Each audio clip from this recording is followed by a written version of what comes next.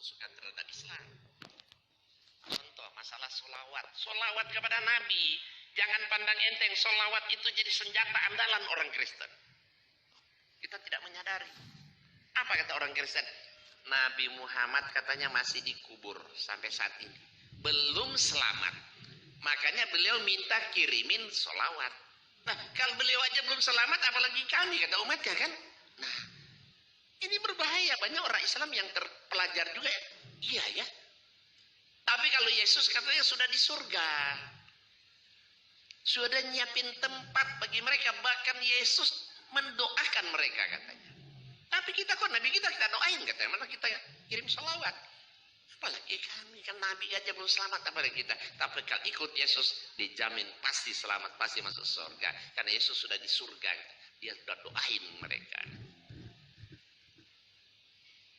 Ya kenapa? Karena mereka menuduh begitu itu karena orang Kristen tidak paham apa hikmah makna salawat itu, mereka nggak paham. Kalau mereka paham apa makna hikmah salawat itu, subhanallah, luar biasa kan? Satu kali bersalawat aja pahalanya besar sekali. Diampuni 10 kesalahan ya, dan terus diangkat 10 derajat dan apalagi ya, ada berapa macam itu, banyak sekali ya, hikmah daripada sholawat. Kemudian yang kedua apa? Poligami. Poligami ini merupakan salah satu senjata andalan orang Kristen untuk mengadakan pembusukan terhadap Islam. Seolah-olah poligami ini satu ajaran yang momok bagi wanita, merendahkan kaum wanita. Padahal mereka nggak sadar poligami itu seolah-olah Rasulullah mengajarkan berpoligami gitu kan. Padahal poligami itu sudah ada jauh sebelum Rasulullah lahir. Bahkan orang-orang dan nabi terdahulu melakukan poligami tanpa batas. Di kitab suci mereka, nabi-nabi di kitab suci mereka, Nabi Abraham punya banyak istri loh, bukan cuma 2, bukan cuma Sarah dan Hajar, lebih. Nabi Daud punya banyak istri, banyak selir. Nabi Yakub punya ada banyak istri, ada banyak selir. Nabi Sulaiman, Salomo kalau dia punya istri berapa? 700.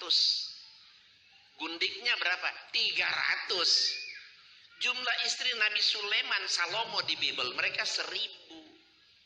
Coba kalau 1000 ya, satu malam dia gilir satu. Untuk kembali ke sana 3 tahun loh. Ya, karena 1000 hari kan 3 tahun. Coba. Nah, jadi tidak ada batasannya orang poligami. Nah, dengan kedatangan Rasulullah SAW dibatasi paling banyak 4. Tapi kalau tidak bisa berbuat adil, ya 1. Ya tuh.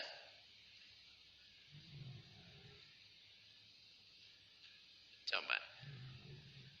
Untuk apa Allah menciptakan wanita jauh lebih banyak kalau Allah tidak memberi solusi? Poligami itu solusi, bukan wajib loh. Ingat, bukan wajib. Kalau poligami itu wajib, saya yakin nih bapak-bapak ini yang mampu lahir batin istri cuma 1 dosa. Dosa dong kalau istri 1 kan? Kalau mampu dia cuma istri tetap 1 dosa. Karena poligami bukan wajib. Cuma ya dibolehkan tapi bersyarat. Kadang-kadang kita menikah istri mandul, mau sampai mati nggak punya keturunan, ya kan?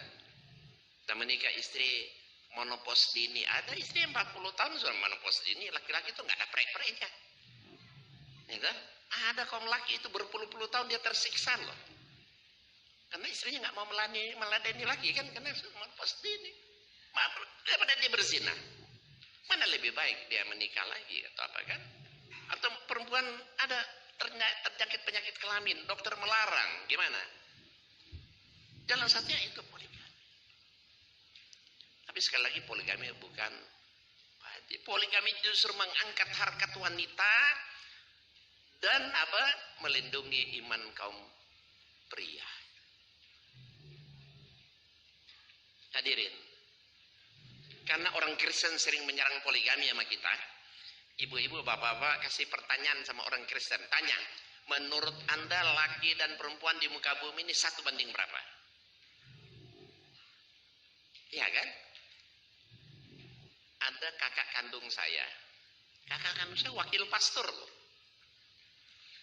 Ketika saya pulang ke Manado, dialog mana dia serang sama saya poligami. Dia sudutkan terus saya poligami. Dia di Kristen enak kan? Satu laki cuma boleh satu wanita. Boleh menikah lagi kecuali mati salah satu. Jadi satu pria hanya satu wanita.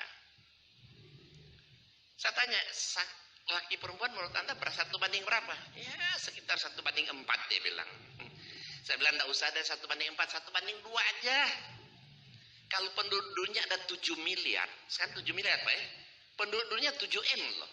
Kalau sistem Kristen, Bible, 1 lawan 1, kalau ada 7M, ya, sementara wanita lebih banyak, berarti ada lebih kurang 2 miliar lebih wanita di dunia ini nggak bakal menikah, nggak bakal punya anak keturunan, nggak bakal punya suami. 2M lebih itu 10 kali penduduk Indonesia loh, bukan sedikit. Saya tanya sama kakak kandung saya, apa solusinya? Menurut ajaran Anda, apa solusi menghadapi kelebihan wanita yang begitu banyak? Coba boleh cek ke orang yang saya tanya. Umumnya mereka nggak bisa jawab. Oh, biarin aja. Loh kok biarin aja? Berarti Tuhan Anda salah dong. Kenapa dia buat wanita lebih banyak daripada pria? Kok dia nggak memberikan solusi? Katanya ajaran Anda kasih. Kristen kan sering mengatakan ajaran mereka ajaran kasih kan? Kalau kita ajaran teroris. Nah, mana kasih sayang Allah terhadap wanita 2 miliar lebih? Bingung akhirnya dia. Saya tanya, papa saya 4 kali menikah. Papa saya itu orang Chinese ya, orang Cina. Kalau tidak punya anak, kalau mereka menikah, mereka mau kalau boleh anak pertama itu laki-laki. Itu orang Cina semua begitu, boleh tanya. Karena dia akan mengelola usaha, mesti orang laki. Semua orang Cina kalau nggak ada anak laki, mereka nggak mesti harus ada orang laki, anak laki. Bapak saya menikah pertama dapat anak perempuan semua. Dia menikah kedua dapat anak perempuan juga semua. Menikah ketiga nggak punya anak. Menikah keempat, ibu saya usia 17 tahun, papa saya 55 waktu itu. Sudah 55 tahun dapat ibu saya 17 tahun. Dapat anak berapa? 8. Perempuannya berapa? Cuma 2, laki-laki 6 laki-laki.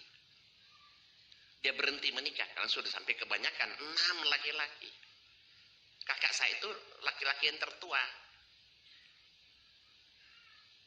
Saya tanya sama kakak kandung saya, kalau papa kita dulu nggak poligami, berarti Anda nggak ada, saya nggak ada, kita semua nggak ada kan? Anda merasa bersyukur nggak dengan kehidupan Anda saat ini, keberadaan Anda? Atau Anda mau dicap sebagai anak haram? Akhirnya dia sadar. Iya ya, dia bilang kan, dia sadar, betul juga ya. Nah itulah saya bilang, hikmah poligami itu. Ya kan kalau papa kita nggak poligami dulu, nggak ada Anda, nggak ada saya, nggak ada kita semua. Hikmah nanti ketahuan di belakang.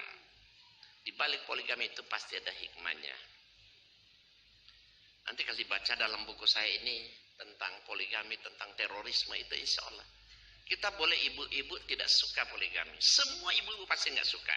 Ya, itu kan pribadi. Ya. Tapi mestinya kan nggak boleh benci. Ya ibu, sorry ibu ya. Jangan kita anti poligami. Jangan kita salahkan Allah. Kalau kita benci tidak suka berarti kita tidak rela, tidak suka dengan firman Allah. Firman Allah, ayat Quran nggak mungkin salah. Al-Quran nggak pernah salah. Allah nggak pernah salah. Kalau salah itu pasti suami-suami ibu. Kalau salah pasti kaum laki-laki itu, ya Pak ya? Apa? Tidak sesuai syar'i. Menikah cuma asal nafsu atau apa kan? Gitu. Jadi yang salah biasanya kaum laki, bukan Al-Qur'annya, bukan Allah yang disalahin, kan? Gitu. Kalau kita baca hikmah poligami, subhanallah, merinding kita lihat. Nanti ada dalam buku ini. Kenapa, apa hikmah di balik poligami itu? Kemudian sudah kita lewatkan itu. Leluhur. Abraham punya istri Sarah dan Hajar. Sarah dapat anak Ishak, Ishak dapat Ishak beranak cucu, itulah Bani Israel kan? Yesus kan Bani Israel. Hajar itu budaknya Sarah. Dapat anak Ismail. Beranak cucu, itulah orang Arab. Nah, berarti Nabi Muhammad keturunan budak katanya. Dari leluhurnya kan Ismail. Makanya mereka anggap Islam keturunan budak. Yang hina. Bagaimana menjawabnya? Itu saya jawab dalam buku ini. Saya jawab tidak pakai Quran, saya pakai Alkitab dia sendiri. Ternyata ada banyak ayat-ayat di dalam Bible mereka itu Sarah dan Sarah, Hajar dan Ismail orang-orang termasuk orang yang diberkati oleh Allah. Bahkan air sumur Zam-Zam itu kan berkat Allah kepada Sarah, Hajar dan Ismail. Janji-janji Allah terhadap Ismail dan Hajar itu terbukti, tertulis di kitab mereka. Bahkan ada satu ayat di dalam Alkitab mereka, persembahan, korban-korban persembahan anak-anak Ismail, semuanya kata Allah dia terima. Bahkan kata Allah dalam kitab dia apa? Kerajaan surga dimeriahkan oleh persembahan anak-anak Ismail akan memeriahkan rumah keagunganku. Artinya surga itu dimeriahkan oleh anak-anak keturunan Ismail. Ya, ada di Alkitab. Sementara aneh bin ajaib, leluhur Yesus, semuanya keturunan pezina. Semuanya keturunan pezina. Orang nggak percaya. Saya perlihatkan sedikit. Maka kalau kajian seperti ini penting, kita harus tahu kajian seperti ini. Ini lihat, ini Injil ya. Perjanjian baru Injil Matius. Nah, saya perbesar biar bisa lihat.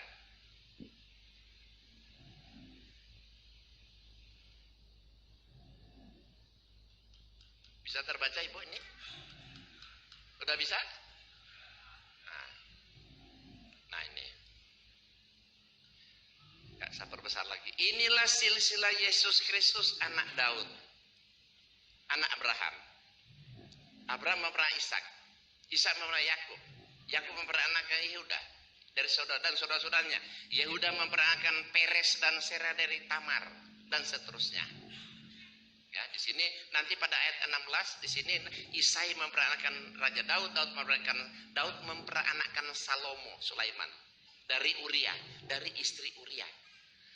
Salomo memperanakkan terus sampai di ayat 16 kita lihat Yakub memperanakkan Yusuf suami Maria yang melahirkan Yesus yang disebut Kristus. Ya kan? Jadi silsilah Yesus kita lihat ya, inilah silsilah Kristus anak Daud. Daud di kitab mereka itu istri orang itu dia hamili sampai mengandung melahirkan anak, dibunuh suaminya. Bejatnya minta ampun Nabi Daud di Bible, bukan di Quran. Tapi Nabi Daud di Quran orang pilihan Allah terbaik, dijadikan khalifah di muka bumi. Bahkan saum yang paling disuka Allah saum Daud. Alkitab melecehkan, Quran melecehkan. Abraham, anak Abraham. Abraham itu istrinya Sarah cantik, dia suruh istrinya perempuan ketika masuk ke daerah Fir'aun, kata Abraham sama istrinya Sarah, kamu kan cantik, nanti kalau dilihat sama Raja Fir'aun, kalau dia tanya bilang aja kamu tuh adik saya, karena dia takut dibunuh.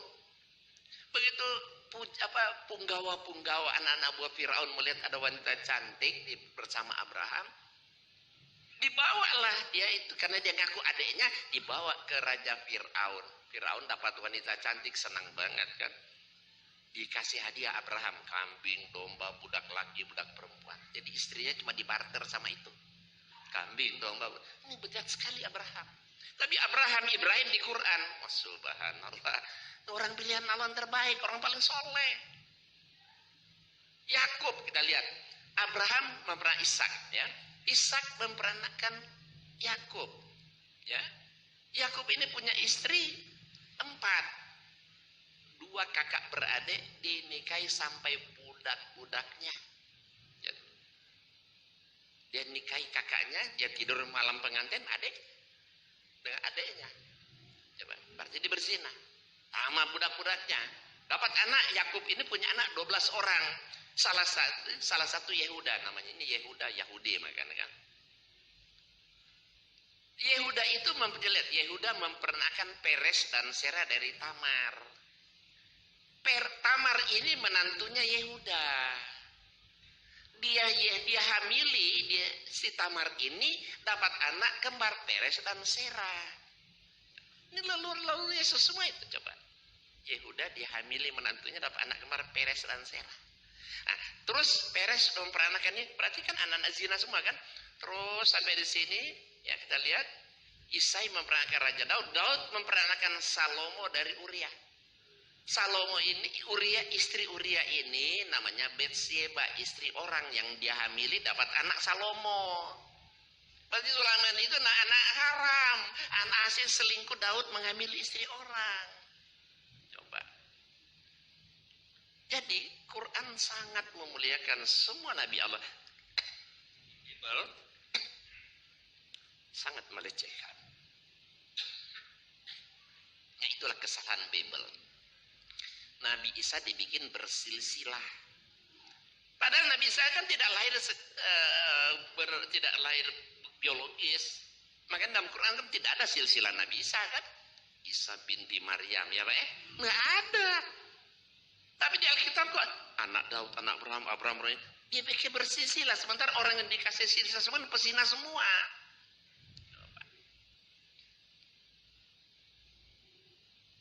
Nanti ada bukunya itu. Nanti bisa dibaca juga dalam buku saya ini. Ini buku saya yang ke-53 ini. Paling disukai orang. Ya oke. Terus.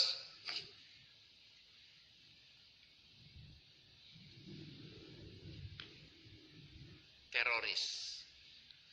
Teroris juga menjadi senjata andalan orang Kristen untuk memojokkan Islam. Seolah-olah Islam itu identik dengan teroris. Quran itu sumber ajaran teroris. Padahal hadirin, kalau kita diserang, ditanya seperti itu, cukup ajukan satu pertanyaan. Mana bukti ayat tertulis dalam Quran Allah menyuruh memerintahkan melakukan terorisme? Tidak usah khawatir, kagak ada. Justru ajaran sadis, bengis, biadab, teroris semua tertulis di kitab suci mereka.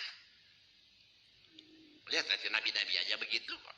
Sadis, bengis, biadab, teroris semua, belum porno-porno semua komplit di kitab mereka itu, bukan di Quran.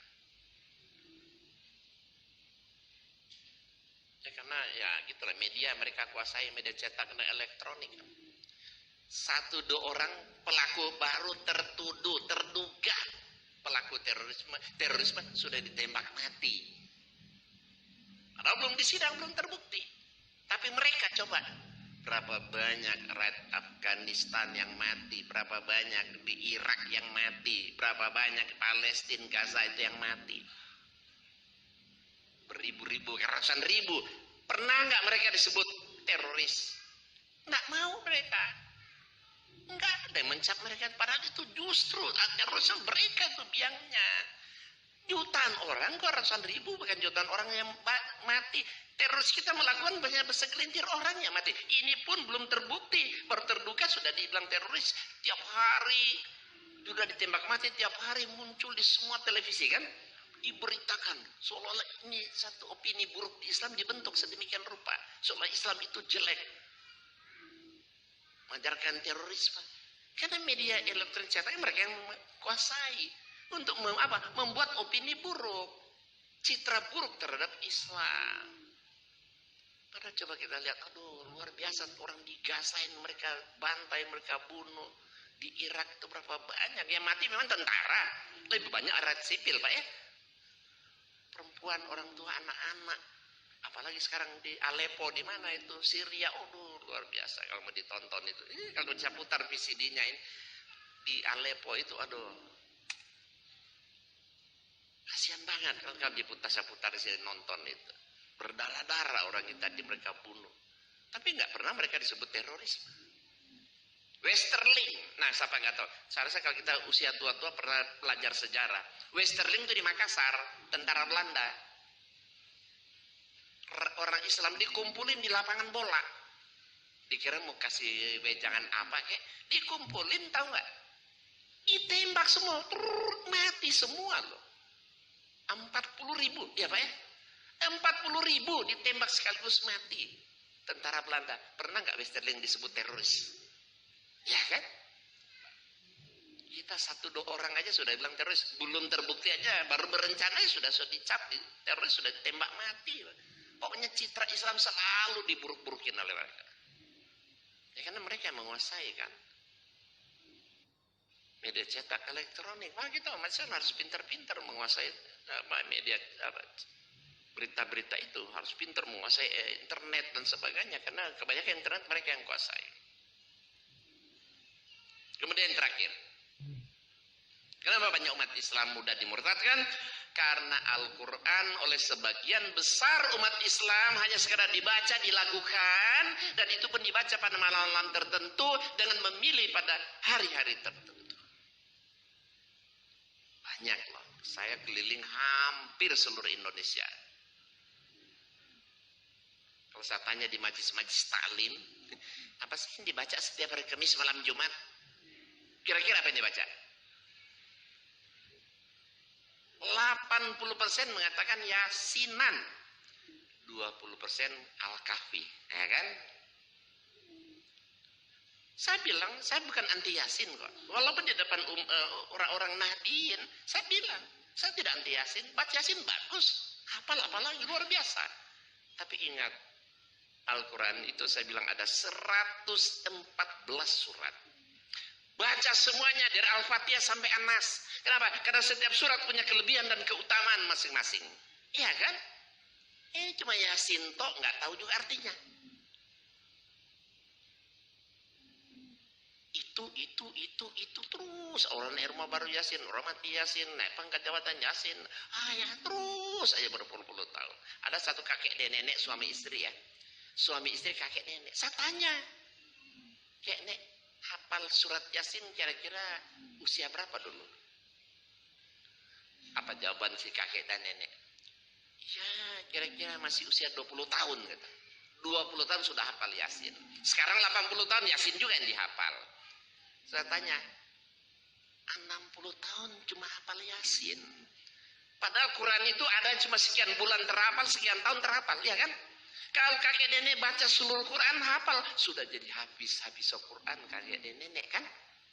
Jadi apa? Iya juga ya dia bilang. Tapi sekarang sudah nggak kuat. Iya, sudah 80 tahun baru mau hafal Quran ya berat. Kenapa 60 tahun cuma Yasin toh? Ya rugi. Makanya orang penghafal Yasin, maaf saja, orang cuma hafal surat Yasin pasti wawasannya sempit. Pasti ya wawasannya sempit. Kenapa? Dia cuma baca, hafal, dilakukan, nggak tahu artinya juga. Makanya saya bilang, baca Quran, jangankan satu surat Yasin, satu huruf aja kan berpahala kan? Satu huruf berpahala. Jadi baca itu berpahala. Tapi mengerti itu lebih besar dong pahalanya. Mengamalkan gimana? Jauh lebih besar pahalanya. Kalau kita baca surat, baca Al-Quran tanpa dimengerti, bagaimana kita membedakan mana perintah, mana larangan? Bisa nggak kita membedakan mana yang perintah, mana larangan? Nggak ngerti, lewat semua. Ketika kita baca ayat, ternyata ayat Allah menjanjikan kita beramal soleh, akan dimasukkan ke surga yang mengalir sungai-sungai di bawahnya. Nggak happy, nggak bahagia, nggak enjoy, nggak senang. Nggak ngerti yang dibaca kok. Kalau kita berbuat dosa ini, Allah akan ancam masuk neraka jahanam kekal di dalamnya, nggak takut, nggak ciut, nggak gentar. Ya kan, nggak ngerti yang dibaca kok. Baca Quran tanpa dimengerti bisa berakibat dosa. Kita merasa berpahala tapi bisa saja dapat dosa. Bisa saja membuat kematian bagi kita. Contoh.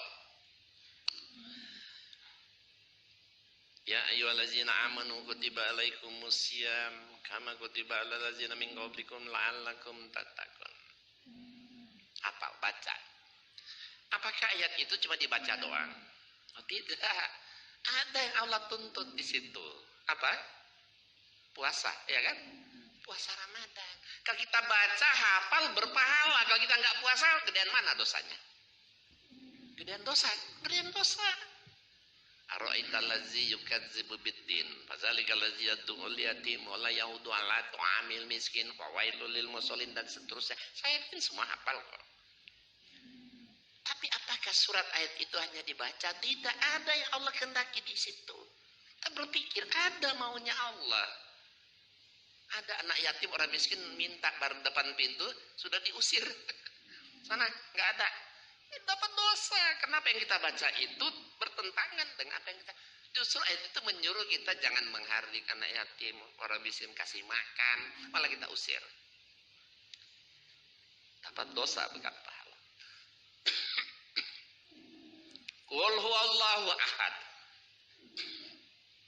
Allahus samad. Lam yalid wa lam yulad wa lam yakul lahu kufuwan ahad. Enggak mungkin enggak ada yang hafal, ya kan? Mustahil kita enggak semua hafal. Bahkan kadang-kadang Allah samad sampai goyang-goyang sampai pindah tempat enggak terasa. Kenapa? Karena ada yang janjikan di sana. Baca 3 kali dapat sepertiga Quran, baik. Sepertiga Quran. Lah 6 kali, 9 kali 1 Quran dong. Padahal kita baca kulhu 300 kali satu hari gampang, pendek kok. Berarti dapat 100 Quran loh kita.